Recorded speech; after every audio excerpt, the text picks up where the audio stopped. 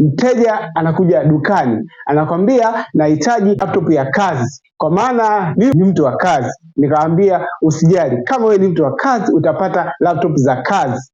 Naam. Sasa nikamuuliza unahitaji brand gani? Anakwambia nimesikia HP ni laptop za kazi. Nikamwambia usijali, tunazo HP za kazi. Nikamwambia bwana, kuna laptop ya kazi inaitwa HP ZBook Firefly G7. Laptop hii ambayo ina logo kali kabisa hii, na pia ina RAM 16 ikiwa na SSD ya 512. Laptop hii bwana ni Core i7.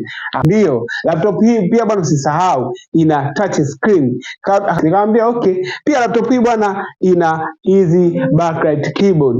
Akaniambia ndio laptop ambayo alikuwa anahitaji. Nikamwambia sio hivyo tu, pia laptop hii ina fingerprint scanner, pia ina Bang & Olufsen speaker ambazo zinaweza kumsaidia kupata muziki mkali. Nikamwambia kwenye issue ya security sio hapo tu, pia kuna Face ID ambayo itaweza kukusaidia, pia ina kamera kali kabisa ambayo itaweza kusaidia kwenye kazi zako kama unafanya Zoom meeting hivyo.